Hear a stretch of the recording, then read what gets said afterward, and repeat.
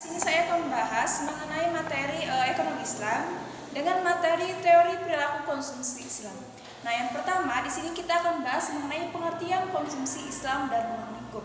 Yang pertama yaitu pengertian. Dalam Kamus Besar Bahasa Indonesia disebutkan bahwa konsumsi yaitu pemakaian barang hasil produksi atau bahan makanan, pakaian, dan sebagainya. Barang-barang yang langsung memenuhi keperluan hidup kita. Di sini menurut Samuelson, konsumsi adalah kegiatan menghabiskan utility atau nilai guna barang dan jasa. Yang pembahasan kedua yaitu ruang lingkup.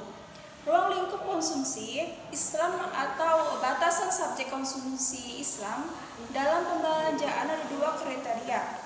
Yang pertama yaitu batasan konsumsi atau batasan konsumsi makanan. Batasan yang terkait dengan kriteria sesuatu yang dibelanjakan, cara dan sifatnya. Batasan ini adalah yang dirumuskan oleh Islam mengenai konsumsi yang terkait dengan cara dan macam tanpa melihat pada kuantitas sesuatu yang dibelanjakan, sedikit atau banyaknya, yaitu pembelanjaan yang terkait dengan hal-hal yang diharamkan Islam, seperti khamar dengan berbagai jenis dan namanya, berbagai macam tembakau atau rokok yang dapat merusak badan, dan patung-patung yang telah diharamkan. Baik, yang kedua yaitu batasan pada kuantitas dan ukuran. Di antara yang termasuk dalam kriteria ini yaitu membelanjakan harta yang diperlukan dari yang tidak dapat ditanggung oleh pendapatannya. Batasan konsumsi pakaian. Nah, pakaian Islam membolehkan bahkan memerintahkan untuk seorang manusia, khususnya seorang muslim, untuk berpenampilan menarik, berwibawa, dan anggun dengan menikmati perhiasan, pakaian, dan berbagai bentuk aksesoris yang Allah Subhanahu wa Ta'ala ciptakan. Nah, di sini Islam mewajibkan umatnya untuk menutup auratnya, yakni wilayah anggota badan yang bagi orang beradab dan bersih fitrahnya malu bisa melihatnya.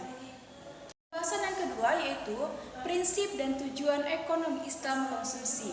Yang pertama yaitu prinsip ekonomi Islam konsumsi. Dalam ekonomi Islam konsumsi dikendalikan oleh 5 prinsip.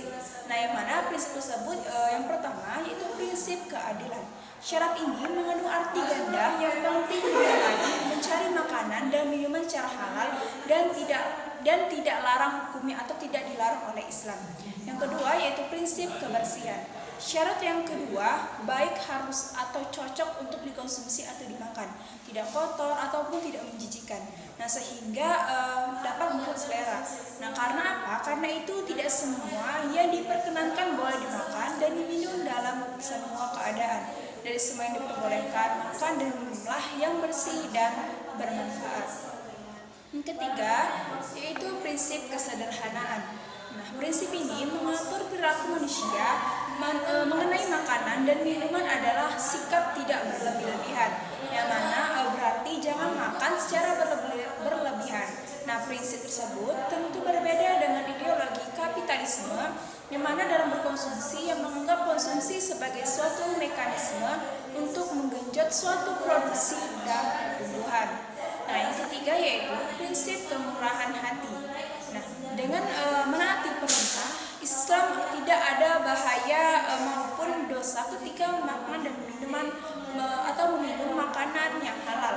Nah, di mana yang disediakan oleh Tuhan selalu maksudnya adalah untuk kelangsungan hidup dan kesehatan yang lebih baik, dengan tujuan menunaikan perintah Tuhan dengan keimanan yang kuat dalam tuntunannya dan perbuatan adil sesuai dengan itu.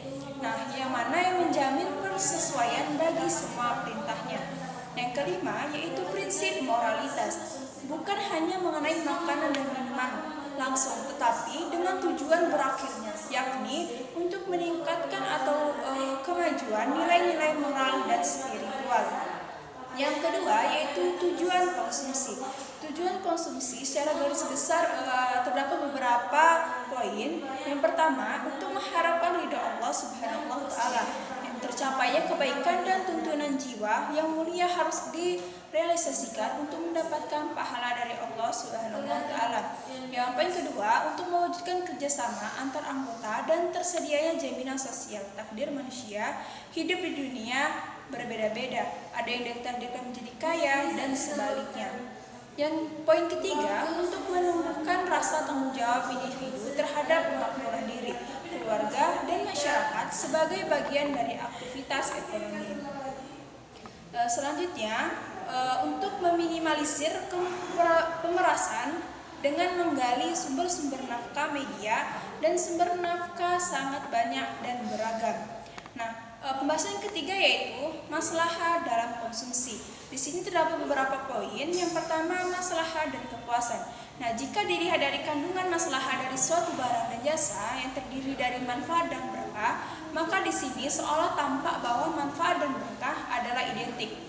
Nah, sebagai contoh di sini adalah dua orang, yaitu Zaid dan Hindun, ya, yang mana dalam keadaan yang sama, rasa lapar dan kesukaannya sama-sama mengkonsumsi daging sapi. Nah, poin kedua, penentuan dan pengukuran. Nah, masalah bagi konsumsi atau konsumen besarnya berkah yang diperoleh berkaitan langsung frekuensi kegiatan konsumsi yang dilakukan. Nah, yang mana semakin tinggi frekuensi kegiatan yang bermaslahah, maka semakin besar pula berkah yang akan diterima oleh pelaku konsumsi. Itulah pembahasan singkat saya mengenai materi pada kali ini. Jika saya ada salah kata dalam menyampaikan materi, saya mohon maaf. Saya akhiri, wabillahi taufiq wal hidayah. Wassalamualaikum warahmatullahi wabarakatuh.